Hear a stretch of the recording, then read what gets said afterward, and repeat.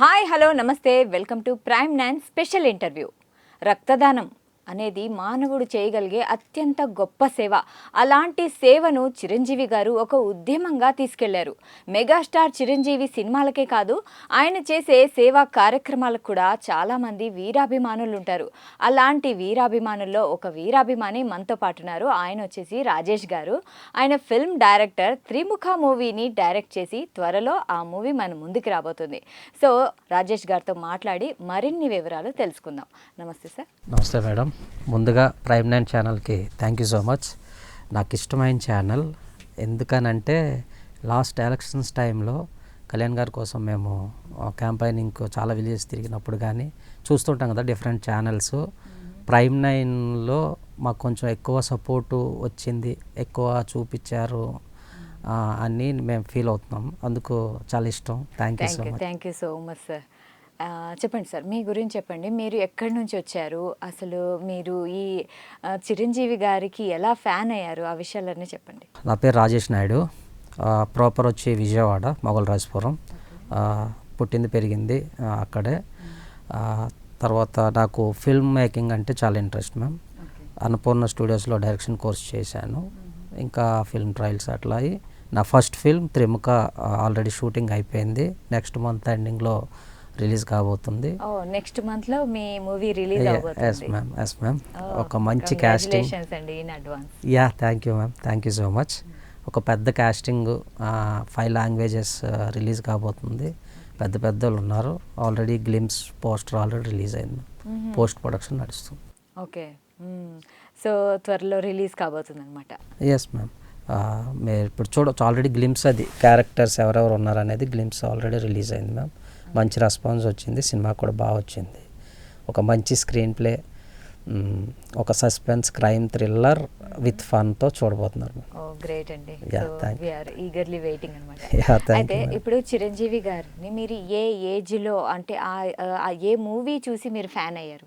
యాక్చువల్గా మాకు ఊహ తెలిసేసరికి ఆయన 140 సినిమాలు అయిపోయినాయి. అయితే ఇంట్లో మాకు మా పేరెంట్స్ కానీ, మా పెద్దవాళ్ళు కానీ, మా అక్క బావ, మా అన్నయ్య వాళ్ళు ఎక్కువ మెగా ఫ్యామిలీ ఆ సినిమాలు కానీ ఆ అట్మాస్ఫియర్ ఎక్కువ ఉండేది. ఆయన సినిమాలు రిలీజ్ అయినప్పుడు కానీ, బర్త్డే అప్పుడు జరిగే కార్యక్రమాల గురించి కానీ చాలా యాక్టివ్గా ఉండేవాళ్ళు. సో అప్పటి నుంచే ఊహ తెలియక ముందు నుంచే కూడా ఆ అభిమానం అనేది అలా వచ్చేసింది. భయ భర్త. ఏదైనా ఒక పర్టికులర్ మూవీ ఉందా, ఆ మూవీ చూసి ఇంకా ఇప్పటి నుంచి నేను చిరంజీవి ఫ్యాన్ అని మీరు అనుకున్నట్లు? అంటే సండేస్, అంటే థియేటర్కి వెళ్ళి చూసిన మూవీస్ అంటే బాగా చిన్నప్పుడు అయితే డాడీ సినిమా మ్యామ్. ఆ తర్వాత ఊహ తెలిసినాక కొద్దిగా తెలిసిన మూవీస్ అంటే అందరివాడు, జై చిరంజీవి నుంచి ఇంకా తెలుసు అక్కడి నుంచి మీ అభిమానం స్టార్ట్ అయింది. అయితే అంతకు ముందే మేడం, ఇప్పుడు సండేస్ ఇంట్లో అందరం ఉన్నప్పుడు ఇంట్లో టీవీ చూసి, కొంచెం ఉమ్మడి కుటుంబం పెద్దది, అందరం కలిసే చూసేవాళ్ళం. టీవీలో వస్తున్నప్పుడు కొన్ని సినిమాలు చూస్తుంటే లైక్ గ్యాంగ్ లీడర్ కానీ, ఘరానా మొగుడు కానీ, రౌడీ అల్లుడు కానీ, అన్నయ్య బావగారు బాగుంది, ఇలాంటి మూవీస్ చూస్తుంటే అదేదో మా ఫాదర్ జనరేషన్ మూవీస్ లాగానే అనిపించదు మ్యామ్. ఇప్పుడు చూసినా కూడా ఆ యాక్షన్, ఆ ఫన్, ఆ ఫ్యామిలీ అవి ఇప్పుడున్న మూవీస్ లానే ఉంటుంది. అసలు నాకు తెలిసి ఇప్పుడున్న మూవీస్ కంటే చాలా నచ్చుతాయి మ్యామ్. ఇంకొక పర్టికులర్ విషయం ఏంటంటే, ఇప్పుడున్న ఏదైనా కొత్త మూవీస్కి కానీ, కొత్త హీరోస్ కానీ, ఏదైనా డిఫరెంట్ స్టోరీస్కి వాళ్ళ లుక్స్ నాకు తెలిసి చిరంజీవి గారి మూవీస్ నుంచే తీసుకోవచ్చు మేము. ఇప్పుడు ఒక మాస్ లుక్ అంటే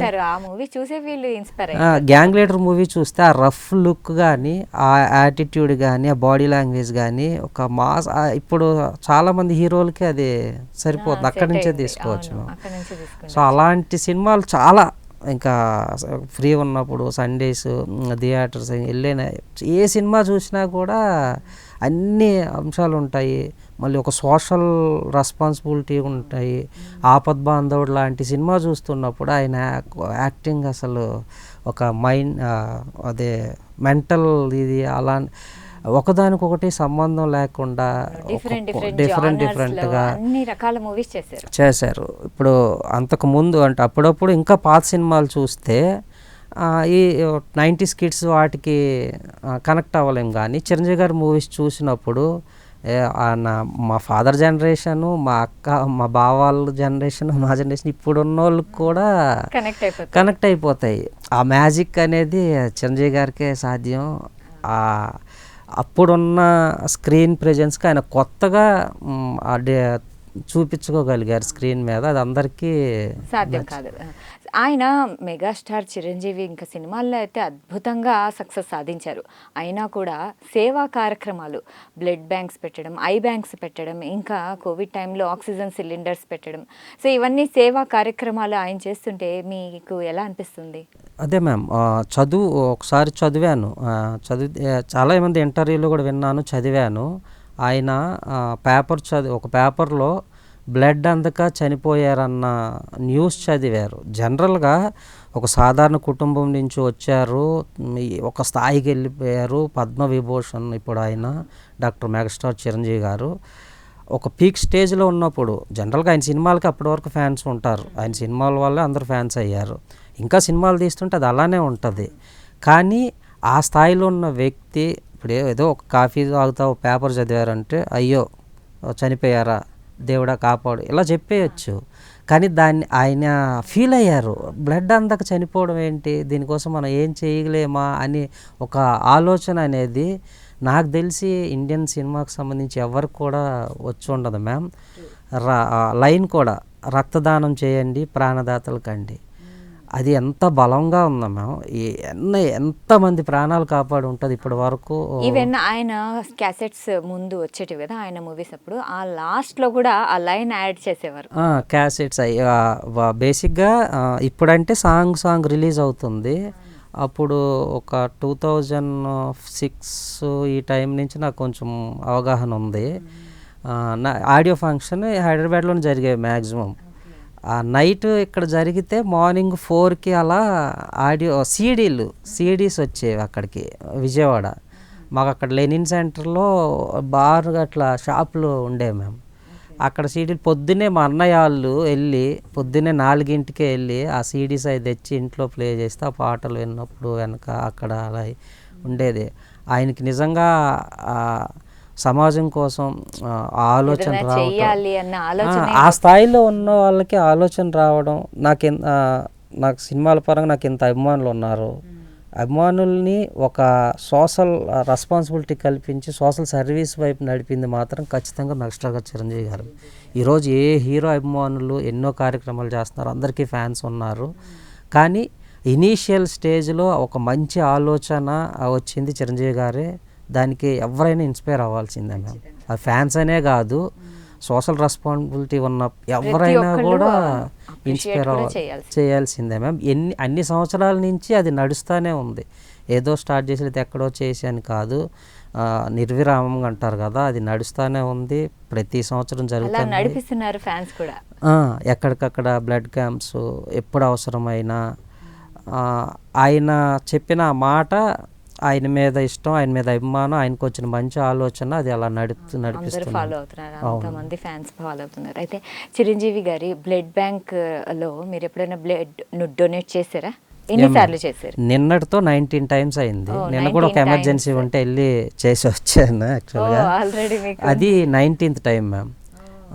బ్లడ్ బ్యాంక్ అని కాదు, ఎక్కడ అవసరం ఉన్నా నాకు ఏదైనా ఒకవేళ ఫోన్ వస్తే నేను వెళ్తా, లేదంటే అక్కడ ఎవరైనా నాకు సంబంధించిన ఫ్రెండ్స్ కానీ చిరంజీవి గారికి సంబంధించిన ఫ్యాన్స్ కానీ ఎవరినో ఒకరిని కాంటాక్ట్ చేసి అది జరుగుతూనే ఉంటుంది మ్యామ్. నేనైతే ఇప్పటికి 19 టైమ్స్ బ్లడ్ డొనేట్ చేశాను మ్యామ్. ఓకే, మీరు ఇలా బ్లడ్ డొనేట్ చేస్తుంటారు, సో తెలియని వాళ్ళు ఉంటారు బ్లడ్ డొనేట్ చేయాలంటే వాళ్ళకి కొంచెం భయం ఉంటుంది. సో మీ ఫ్రెండ్స్ అయినా ఫ్యామిలీ అయినా వాళ్ళని మీరు ఎట్లా ఇన్స్పైర్ చేస్తారు? డెఫినెట్గా మ్యామ్. ఎలా అంటే ఇంతమంది మనుషులు ఉన్న మధ్యలో రక్తం అందక చనిపోవటం అనేది కరెక్ట్ కాదు. మన దగ్గర నుంచి తీసుకున్న 200 ml బ్లడ్ వల్ల మనకి ఏం లాస్ ఉండదు, కొత్తగా బ్లడ్ జనరేట్ అవుతుంది, ఇంకా బాగుంటుంది. జనరల్గా 56 days అంటారు, 90 days 3 monthsకి ఒకసారి మనం బ్లడ్ డొనేట్ చేయొచ్చు. ప్లేట్లెట్స్ ఒక 15 daysకి ఒకసారి డొనేట్ చేయవచ్చు. అది చేయటం వల్ల మనకి ఇంకా కొత్తగా జనరేట్ అవుతుంది, మనకి ఎటువంటి హెల్త్ ఇష్యూస్ కానీ మనకి ఏదైనా ప్రాబ్లం అని ఆ ఫియర్ అయితే అవసరం లేదు మ్యామ్. అది ఇంకొకరు ప్రాణాలను కాపాడుతుంది. అది చాలా గొప్ప విషయం. వాళ్ళకి ఆ టైంలో ఒక బ్లడ్ ఇస్తున్నప్పుడు వాళ్ళు ఫీల్ అవుతున్న విధానం కానీ అక్కడ ప్రాణం నిలుస్తున్నప్పుడు కానీ వాళ్ళని చూస్తే ఇంకా నిజంగా అవును, చాలా మంచి చాలా సాటిస్ఫాక్షన్. సాటిస్ఫాక్షన్ ఉంటుంది. ఎన్నో దానాలు ఉన్నాయి, ఏముంది ఈ రక్తదానం అనేది ఇంకా గొప్పది మ్యామ్. ఇంకొకరికి ప్రాణం పోస్తుంది, అది మంచిది. అసలు భయపడాల్సిన పని ఏం లేదు. ఇప్పుడు 19 టైమ్స్ చేశాను, నేను బాగానే ఉన్నాను.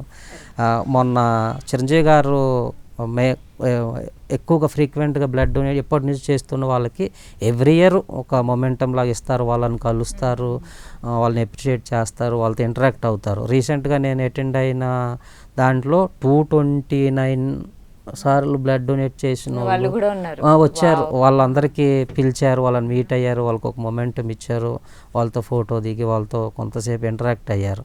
అందులో అందరూ అసలు 19 టైం అనేది అసలు మ్యాచబుల్ కాదు. కూడా గ్రేటే అండి, 19 టైం అయినా కూడా అది పెద్ద విషయం కాదు. అన్ని 100 సార్లు చేసిన వాళ్ళు బాగున్నారు, మనం ఎందుకు ఇన్స్పైర్ అవ్వకూడదు? సో అసలు భయపడాల్సిన పని అయితే ఏం లేదు మ్యామ్, అది మంచిది అంతే. చిరంజీవి గారిని మీరు ఫస్ట్ టైం ఎక్కడ కలిసారు? ఫస్ట్ టైం ఫీలింగ్ ఏంటి? 2009లో మ్యామ్. అప్పటికి ఇంకా ఓటు హక్కు కూడా రాలేదు. ఆయన పార్టీ పెట్టినప్పుడు ఆల్రెడీ మా ఇంట్లో అదే అట్మాస్ఫియర్ ఎక్కువ ఉంటుంది కాబట్టి నేను వెళ్తానంటే కాదన్న, నేను తిరుపతికి వెళ్ళా. ఆ చిన్నోడివరా వద్దు అది ఇది అన్నా కూడా లేదు నేను వెళ్తా, నేను చూడాలంటే నాకు ఇంట్లో పంపించారు. అప్పుడు ఆ సభలో చూశాను. తర్వాత విజయవాడ క్యాంపైనింగ్ వచ్చినప్పుడు, ఆ తర్వాత నేను మచిలీపట్నంలో చదివాను. ఆ ఊరు క్యాంపైనింగ్కి వచ్చినప్పుడు నేను చూశాను. అంటే మీరు చిరంజీవి గారిని జస్ట్ స్టేజ్ మీద చూశారు? స్టేజ్ మీద అట్లా వెళ్ళేటప్పుడు చూశాను. ఆయన్ని డైరెక్ట్గా కలిసే అంత అయితే నేను ఇంకేం చేయలేదు. ఫ్యూచర్లో కలుస్తారు? ఖచ్చితంగా కలుద్దాము. ఆయన చేసే మంచి పనులు ఆయనతో పాటు చేయటం ఇష్టం. అది ఇన్స్పైరింగ్గా ఉంటుంది. అలా చేసేటప్పుడు ఒక మంచి ఫీల్ వస్తుంది. ఫోటో అని కలవటం అని కాదు, అవకాశం వచ్చినప్పుడు చూద్దాం. ఇంకా కలిసి డైరెక్ట్గా ఫోటో దిగంత దానికి కూడా నేను వెళ్ళలేదు. అయితే ఫ్యూచర్లో మీరు తప్పకుండా చిరంజీవి గారిని కలవాలని మాత్రం మేము ఆశిస్తున్నాం. అందరికీ ఉంటుంది కదా మేడం. తప్పకుండా. అయితే చిరంజీవి గారు కోవిడ్ టైంలో ఆక్సిజన్ బ్యాంక్స్ కూడా పెట్టారు. ఎందుకంటే ఆ టైంలో ఆక్సిజన్ అందక చాలా ప్రాణాలు పోయాయి. సో ఏమి నీడ్ ఉంది ఆ టైంలో అంటే ఆక్సిజన్ నీడ్ ఉంది, అదే ఆయన పెట్టారు. దానివల్ల చాలామంది ప్రాణాలు అయితే కాపాడుకోగలిగాం. దాని గురించి మీరేమంటారు? అసలు వరల్డ్లో ఒక స్ట్రక్ అయిపోయిన సిచ్యువేషన్ మ్యామ్ కరోనా అనేది. అసలు ఎవ్వరూ ఇంట్లోంచి బయటికి రాని సిచ్యువేషను, ఒక చోట నుంచి ఇంకోటికి మూవ్ అవ్వలేని సిచ్యువేషను. అంతమంది కూడా సపోర్ట్ చేశారు, ఆ జాగ్రత్తలు తీసుకోమన్నారు, ఎవరికి వాళ్ళు మోటివేట్ చేశారు. అయితే చిరంజీవి గారు ఇంకా స్పెషల్ కదా మ్యామ్. అయితే ఆక్సిజన్ అందక చనిపోతున్నారు అన్న తెలిసినప్పుడు అన్ని జిల్లాల్లో అప్పటికప్పుడు చాలా ఖర్చు పెట్టి అరేంజ్ చేశారు మ్యామ్. అది చాలామందికి ఆ టైంలో ఎంత హెల్ప్ అయిందంటే అది మన మాటల్లో చెప్పలేము. అంటే అలాంటి సిచ్యువేషన్లో కూడా, బయటికి రాని సిచ్యువేషన్లో కూడా నిలిచి చేయటానికి ముందుకు రావటం అనేది ఎంత గొప్ప విషయం మేము. అసలు ఎవరు చనిపోతున్నారో తెలియదు, ఎవరు బతుకుతున్నారో తెలియదు, అలాంటి బాధాకరమైన సిచ్యువేషన్స్ ఉన్నాయి 2020. ఆ టైంలో ఆయన ముందుకు వచ్చి ఒక చోట కాకుండా అన్ని జిల్లాల్లో అప్పటికప్పుడు అసలు నైట్కి నైట్ ఒక ఉద్యమం లాగా చేసి అరేంజ్ చేశారు మ్యామ్. అది చాలా హాస్పిటల్స్ చాలామంది కాపాడటానికి అయింది. అదొక్కటే కాకుండా కరోనా టైంలో చాలామందికి ఫుడ్ లేని పరిస్థితి అయిపోయింది. సడన్గా వచ్చింది, వాళ్ళ జాబ్స్ కానీ ఆ ఫుడ్ డొనేట్ చేయడం గురించి కానీ, ఇండస్ట్రీకి సంబంధించిన కార్మికులు, సినీ కార్మికులకి ఆయన సొంత డబ్బులు పెట్టి వాళ్ళకి అది పంపించడం కానీ, CCT అనే ట్రస్ట్ ద్వారా, తర్వాత వాళ్ళకు హాస్పిటల్, వాళ్ళకి ఇన్సూరెన్స్, ఒకటని కాదు మ్యామ్. అంటే అలాంటి సిచ్యువేషన్స్లో ఆయనకి చేయగలిగిన మొత్తం ఎఫర్ట్ పెట్టి నడిపించారు మ్యామ్. అది ఎంత ఉపయోగపడింది. ఇంకా నెక్స్ట్ మనం మాట్లాడుకోవాలి అనుకుంటే అది పవర్ స్టార్ పవన్ కళ్యాణ్ గారు. సో ఆయన జనసేన పార్టీ పెట్టినప్పుడు లాస్ట్ టైము, సో ఆ ఎన్నికల్లో మీరు ఏమన్నా పాల్గొన్నారా? అండ్ జనసేన పార్టీలో మీ పాత్ర ఎంత ఉంది? ఆయన పార్టీ పెట్టినప్పటి నుంచి 2014 అనుకుంటా, అప్పటి నుంచి కూడా ఎందుకంటే ఆయన సినిమాల పరంగా ఆయన ఒక రేంజ్ యాక్టర్. అసలు ఆయన స్క్రీన్ మీద కనిపించిన జస్ట్ ఇలా అన్నా కూడా ఫోన్ కాల్ వచ్చేసి అంత ఇది ఒక సినిమా ఏ ప్రొడ్యూసర్స్ వెయిట్ చేసే పీక్ స్టేజ్లో అసలు సినిమాల పరంగా ఆ రేంజ్ అన్నయ్య గారు పెద్ద చిరంజీవి గారి తర్వాత మళ్ళీ ఆ స్థాయికి వెళ్ళిన కళ్యాణ్ గారు ప్రజల కోసం, అది కూడా ఆల్రెడీ ఒకసారి ఫెయిల్ అయినా కూడా ఇంకా అలా కాదు, ఒక స్టాండ్ తీసుకొని ఇంకా చేయాలి, అదంతా వదిలేసి జనం కోసం వచ్చేసి ఓడిపోయినా కూడా ఒక సీటు కూడా గెలవలేదని అవమానించినా కూడా ప్రజల కోసం అంత ఆలోచించి వచ్చేసినప్పుడు అలాంటి వాళ్ళ కోసం ఏదైనా ఇంకా మనం ఎందుకు చేయకూడదు అనిపించింది. అప్పటికి హైదరాబాద్లో ఆల్మోస్ట్ 2016 నుంచి హైదరాబాద్లోనే ఉంటున్నాము.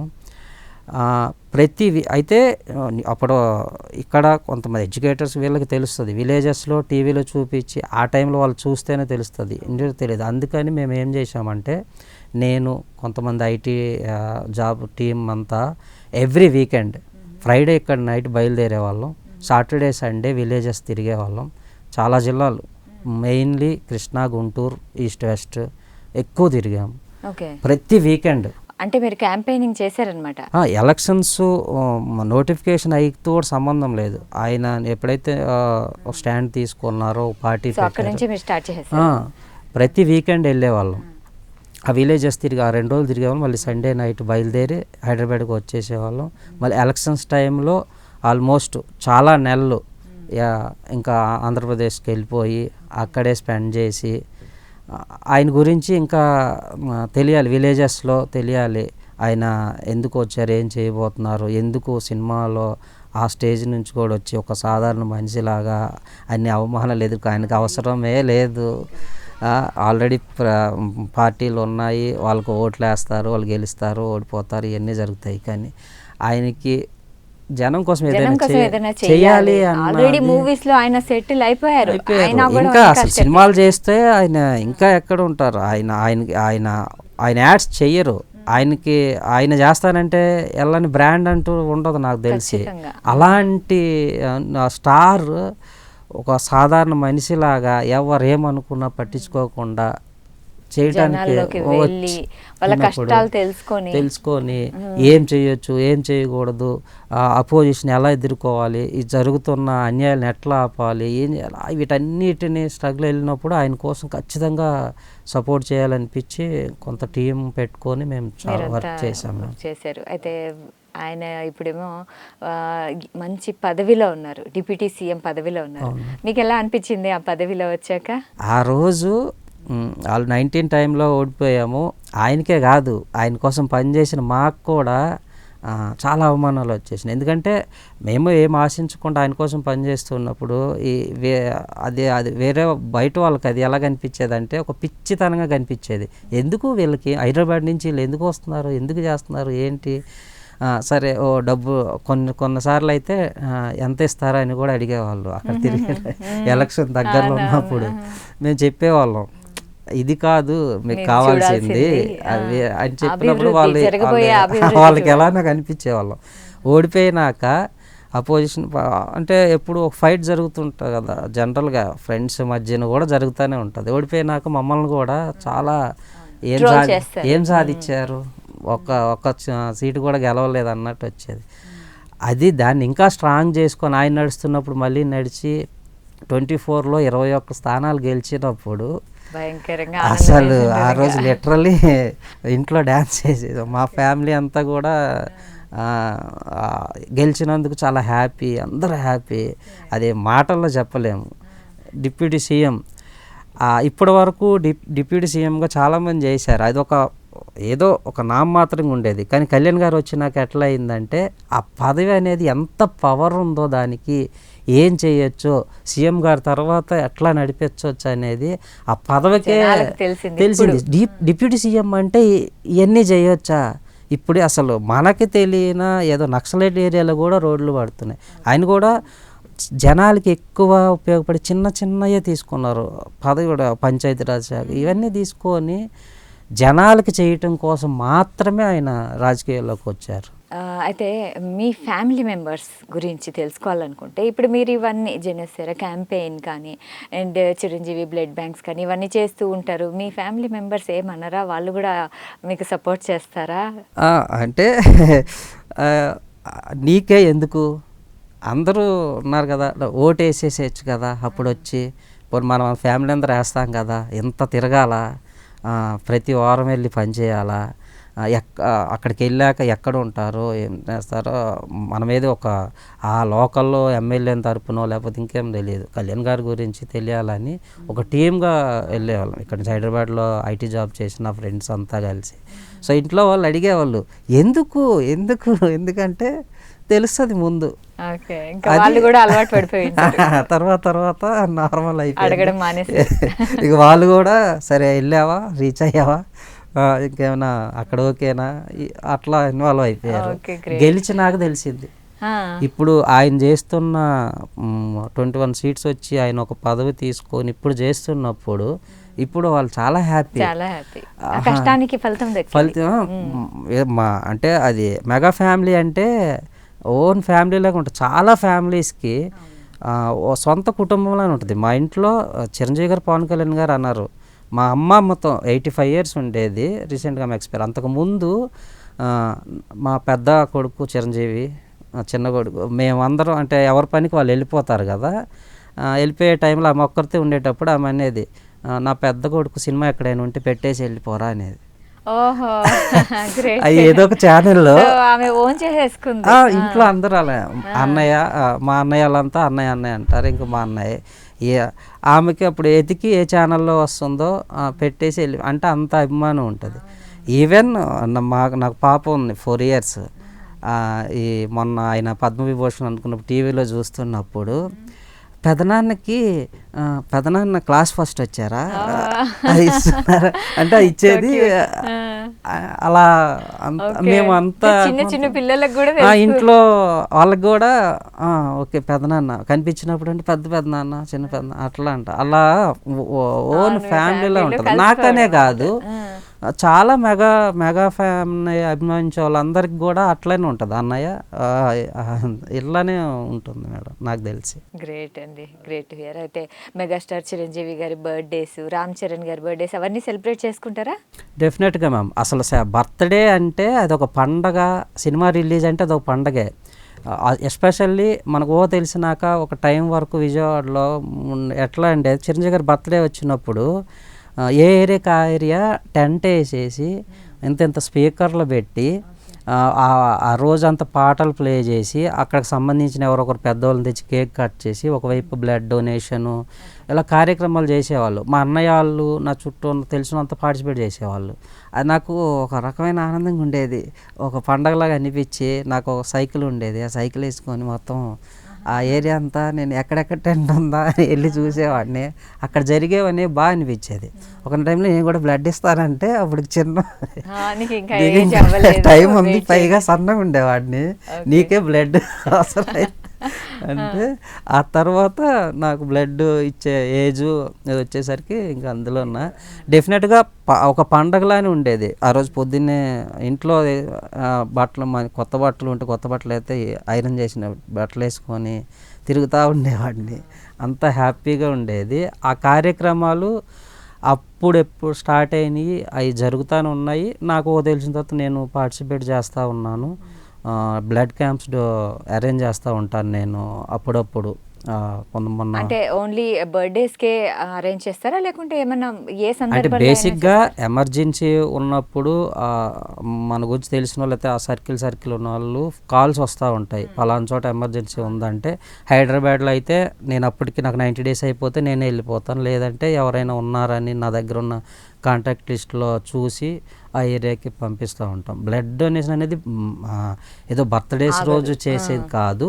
అయితే ఆ రోజు పుట్టినరోజు సందర్భంగా ఒక కార్యక్రమంలాగా ఏర్పాటు చేస్తే ఇంకా ఎక్కువ మంది అవగాహన కలిగిద్ది, ఇంకా ఎక్కువ మంది ఇన్స్పైర్ అవుతారు, వచ్చి చేస్తే అది ఇంకా ఎక్కువ మంది ప్రాణాలను కాపాడటానికి అవసరమైద్దని ఇంకా హ్యూజ్గా ఆ రోజు హ్యూజ్గా చేస్తాం. అయితే బ్లడ్ డొనేషన్ మీరు ఆపరనమాట, కంటిన్యూషన్ జరుగుతుంది. బర్త్డేస్ అప్పుడు స్పెషల్గా ఒక కార్యక్రమంలా చేస్తే అది ఎక్కువ మంది ఆ రోజు ఇన్వాల్వ్ అయ్యే ఛాన్సెస్ ఇంకా ఉంటాయి. తెలియని వాళ్ళకు కూడా తెలుసుకోవచ్చు. తెలుస్తుంది. చిరంజీవి గారు పుట్టినరోజు సందర్భంగా రక్తదాన కార్యక్రమం అంటే వచ్చిన వాళ్ళు ఇంట్రెస్ట్ ఉన్న వాళ్ళు చేస్తారు. అది వేరే వేరే హాస్పిటల్కి ఎక్కడికి వెళ్తుందో ఎవరు ప్రాణం కాపాడుతుందో మనకు తెలియదు, కానీ ఆ ఫీల్ అనేది చాలా బాగుంటుంది మేడం. ఏదైనా సందర్భం ఉందా ఎవరన్నా ప్రాణాలు మీరు కాపాడినట్లు, అంటే అవసరమైన వాళ్ళకి బ్లడ్ ఇచ్చినప్పుడు? హాస్పిటల్స్లో ఎక్కడైనా జరిగేటప్పుడు కాల్ చేసి వెళ్తే night time, maximum night times ఎక్కువ జరుగుతుంటుంది. ఆ టైంకి అవైలబుల్ లేక ఎవరో ఒకరు సజెస్ట్ చేసి ఫలానా వ్యక్తికి కొన్ని రేర్ బ్లడ్ గ్రూప్స్ ఉండి అప్పుడు చేసినప్పుడు లిటరల్లీ దండం పెట్టేస్తారు వెళ్ళి బ్లడ్ డొనేట్ చేసిన వాళ్ళకి. అది మన మాటల్లో చెప్పలేము, అక్కడ చూసినప్పుడు ఇంకా చాలా ఇంతకంటే. ఏ బ్లడ్ గ్రూప్ కోసం ఎక్కువ మీకు కాల్స్ వస్తాయండి? అన్నీ వస్తాయి మేము. కొన్ని ఉంటాయి కదా ఇవి కంటిన్యూస్గా అదే బ్లడ్ గ్రూప్ కోసం మనకి కాల్స్ వస్తూ ఉంటాయి, అంటే కొన్ని రేర్ ఉంటాయి కదా. అలా ఏం అనిపించలేదు మేము. ఎప్పుడు ఏదో వస్తుంటుంది, అది కనుక్కొని ఏదైనా ఉంటే చేయటం తప్పితే పర్టికులర్గా అలా అని ఏమీ వినలేదు మేడం. అయితే పవన్ కళ్యాణ్ గారిని కలిసారా మీరు? లేదు మేడం. కళ్యాణ్ గారిని కూడా క్యాంపైనింగ్ అంటే ఎట్లా ఉండేదంటే ఎలక్షన్స్ టైంలో కలిసే అవకాశం చాలాసార్లు వచ్చినా దగ్గరలో ఉన్నప్పుడు ఆయన కోసం వెళ్ళి ఆయన కలిసి ఆయన టైం వేస్ట్ చేసి మా టైం వేస్ట్ చేసుకునే ఉద్దేశం లేదు మేము. యాక్చువల్గా ఆయన ఉన్న ప్లేస్ కాకుండా ఇంకొక ప్లేస్లో వెళ్ళి చేసుకునేవాళ్ళం. ఒక టైం సేవింగ్ అది ఎక్కువని అలా ఎప్పుడు ఫొటోస్ కోసం ట్రై చేయలేదు. వర్క్ చేసాం. నా ఫిల్మ్ ట్రయల్స్, నా ఫిల్మ్ మేకింగ్ నేను చేసుకుంటా ఉన్న టైంలో మంచి చేస్తారన్నప్పుడు, ఈయన రాజకీయాల పరంగా ఈయన మంచి జరుగుతున్నారు. ఆయన ఎప్పటి నుంచో ఊహ తెలియనప్పటి నుంచి 98లో అనుకుంటా బ్లడ్ బ్యాంక్ స్టార్ట్ అయింది, 90s. అప్పటి నుంచి అంటే తెలియని టైం నుంచి చేస్తున్నారు. అందులో మనం ఒక భాగం అవ్వడం హ్యాపీ మ్యామ్. అది వచ్చినప్పుడు ఆయన ఇంకా ఈ కార్యక్రమం నడుస్తూనే ఉంటాయి. ఆయన చేసిన సేవకు కానీ భారతరత్న లాంటి పెద్ద అవార్డ్స్ వచ్చే వస్తుంది, అది ఖచ్చితంగా. అన్ని ఫ్యూచర్లో ఇంకా ఏదైనా పదవిలో మీరు చూడాలనుకుంటున్నారా? పదవిలో అంటే అది హ్యాపీనే మేము. ఆయన ఏ పదవిలో ఉన్నా, ఏ స్థాయికి వెళ్ళినా ఆయన సోషల్ గురించి, సొసైటీ గురించి ఆలోచిస్తారు, చేయాల్సింది చేస్తారు. కాబట్టి ఆయన ఇంకా ఎంత పెద్ద స్థాయికి వెళ్తే మనం అంత హ్యాపీ ఫీల్ అవుతూ ఉంటాం. తప్పకుండా. అండ్ ఇప్పుడు వచ్చేసి అభిమానుల రథసారథి నాగబాబు గారు. సో ఆయన మీ అందరినీ వెనకలుండి నడిపిస్తూ ఉంటారు, రైట్? ఇది చెయ్యాలి, ఇది చెయ్యకూడదు అనేసి గైడ్ అయితే చేస్తుంటారు. ఆయన గురించి మీ అభిప్రాయం? ఈ 2019లో ఏదైతే ఎలక్షన్స్ కోసం తిరిగామో ఆయన వరకు వెళ్ళింది. ఎవరికి సంబంధం లేకుండా ఒక గ్రూప్ చేస్తున్నారంటే ఓడిపోయినాక మనం గెలవలేదు కదా, ఎందుకు కలవాలనుకోలేదు. పిలిచారు ఆయన కలిసాం, డైరెక్ట్గా కూర్చొని మాట్లాడాము, ఇలా చేసాం, ఇలా అయింది, నెక్స్ట్ ఓడిపోయినా మన నెక్స్ట్ ఏం చేయొచ్చు, ఇలాంటి విషయాలు మాట్లాడాలి. పిలిపించారు, మాట్లాడాం, కలిసాం. ఆయన ఏంటంటే ఇటువైపు కళ్యాణ్ గారు ఒక పాత్రలో వెళ్తున్నారు, అటు చిరంజీవి గారు ఉన్నారు, మధ్యలో నాగబాబు గారు ఆయన మధ్యవర్తిగా. అసలు ఇటు ఫ్యామిలీకి, ఇద్దరు అన్నదమ్ములకి అండగా నిలుస్తారు, ఇటు ఫ్యాన్స్తో ఇంటరాక్ట్ అవుతారు, మంచి కార్యక్రమాలు చేస్తారు, ముందుండి నడిపిస్తారు. ఎలా అంటే ఒక మధ్యలో బాగుంటుంది. ఇద్దరు దేవుళ్ళు లాంటి వ్యక్తులకి మధ్యలో మనకి ఇంటరాక్ట్ అవ్వటం అదంతా బాగుంటుంది. అంటే ఇప్పుడు గ్లోబల్ స్టార్ రామ్ చరణ్ గారు ఆయన మూవీస్ కూడా పాన్ ఇండియా లెవెల్లో, అంటే ప్రపంచ స్థాయిలో, RRR మూవీని తీసుకుంటే సో ఆయనకు చాలా గుర్తింపు వచ్చింది. సో వాళ్ళ ఫాదర్ అండ్ వాళ్ళ చిన్నాన్నలాగా తను కూడా అంచెలంచెలుగా ఎదుగుతున్నారు. అదే మేడం, ఈ మెగా ఫ్యామిలీలో మనము ఇన్స్పైర్ అయ్యేది కానీ వాళ్ళని ఎక్కువ ఇష్టపడి ఎంత పిచ్చిగా అభిమానించేది కూడా అక్కడే మేడం. ఎందుకనంటే ఆ ఫ్యామిలీ నుంచి వచ్చిన ఎవరైనా కానీ ఒక డిసిప్లైన్తో ప్రజలకి చేయొచ్చు. చిరంజీవి గారు చేస్తున్నారు, కళ్యాణ్ గారు చేస్తున్నారు, వాళ్ళకి మనం బ్యాక్ అండ్ సపోర్ట్ ఇవ్వచ్చు, అలాంటి మంచి క్వాలిటీ పీపుల్ మేము. అందుకనే అంత పిచ్చిగా ఎందుకు ఉంటామంటే అందుకనే చరణ్ గారు, సాయిధరం తేజ్ గారు అయితే ఇప్పుడు సాయి దుర్గా తేజ్ గారు, ఆయన కూడా అసలు చిన్న విషయాలకు కూడా రెస్పాండ్ అవుతారు. చిన్న విషయాలు చూస్తారు. ఎంత మంచి చెప్తే అంత జనాల్లో ఉన్నట్టు అనిపిస్తారు తేజ్ గారు. సో ఆ ఫ్యామిలీ నుంచి వచ్చిన అందరు కూడా అలాంటి మంచి తనతో ఉండవాళ్ళనే ఎక్కువ అభిమానం, ఏదైనా నిస్వార్థంగా చేసేంత అభిమానం. Right, okay, thank you so much అండి. మీ వాల్యుబుల్ టైం ఇచ్చారు, మీ అంత అభిమానాన్ని అంతా మా ప్రేక్షకులతో పంచుకున్నారు. చిరంజీవి గారి గురించి 365 డేస్ మాట్లాడినా ఇంకా ఉంటుంది మ్యామ్. అది ఇంకా చాలా చాలా చాలా విషయాలు ఉంటారు. ఆయన బాగుండాలి, ఆయన కార్యక్రమాల్లాగా నడవాలి, దాని అంతటికి ఎప్పుడు ఇట్లానే ఉంటాం. ఆయన అంటే అంత అభిమానం, ఆయన్ని ఒక భారతరత్నాలో చూడాలి. Thank you so much. So ఇది ఇవాల్టి కార్యక్రమం. మరో కార్యక్రమంలో మళ్ళీ కలుద్దాం. Until then keep watching Prime Nine. నిజాం, ఇదే మైజాం.